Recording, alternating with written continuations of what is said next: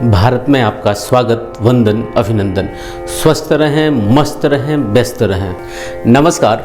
गोस्वामी तुलसीदास जी द्वारा रचित रामचरितमानस के पंचम सोपान सुंदरकांड के 13 नंबर पे जो चौपाई है वो कितनी प्यारी, कितनी सुंदर चौपाई है। तुलसीदास जी लिखते हैं, राम काजू करी फिर मैं आवो, सीता कई सुधे प्रभु है सुनावो, राम काजू करे। कितना प्यारा संवाद है। हनुमान जी महाराज का जवाब इस चौपाई में लिखा हुआ है।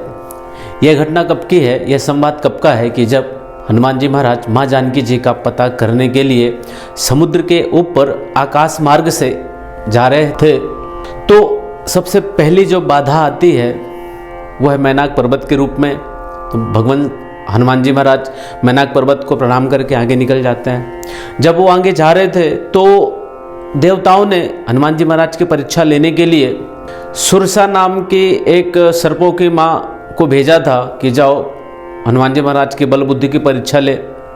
तो सुरसा आती है और हनुमान जी महाराज से कहते हैं कि आज तो बहुत प्रसन्न हूँ मैं, देवताओं ने मुझे भोजन दिया है।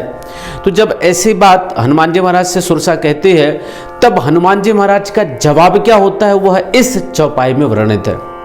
तो इस चौपाई में क्या लिखा हुआ है, राम काजू। राम मतलब भगवान श्री राम, काजू मतलब कार्य, करी, करी मतलब करके, फिर मतलब जब कार्य हो जाएगा उसके बाद फिर आवो, आवो मतलब आ जाऊंगा, लौट करके आऊंगा। राम काजू कर फिर मैं आवो, मैं मतलब मैं, आवो, आवो मतलब आ जाऊंगा। तो आधे भाग में क्या लिखा हुआ है कि जब मैं भगवान श्री राम का कार्य कर लूंगा तो फिर मैं सुरसा के पास आ जाऊंगा। ये सुरसा से कब कर रहे हैं, जब सुरसा ने कहा था कि आज सुरह मुहिदीन आहारा, मतलब देवताओं ने मुझे एक भोजन दिया है हनुमान जी महाराज के रूप में। तो इस बात को लेकर के हनुमान जी महाराज का जवाब आता है कि राम काजू करी फिर मैं आवो, सीता कई सुधी प्रभु सुनावो। सीता माँ जानकी, कई मतलब माँ जानकी जी की, कई मतलब की या फिर उनके बारे में, सुधी, सुधी मतलब खबर, कैसे हैं, सुधी मतलब खबर, प्रभु ही मतलब भगवान श्री राम, सुनावो, सुनावो मतलब सुना करके।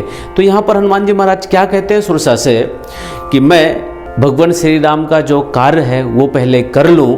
और भगवान श्री राम का कार्य क्या है कि माँ जानकी जी कैसे हैं उनकी खबर मैं भगवान श्री राम को सुना दूँ, बता दूँ, उसके बाद फिर मैं वापस लौट करके आ जाऊँगा। कहाँ आ जाऊँगा, सुरसा के पास।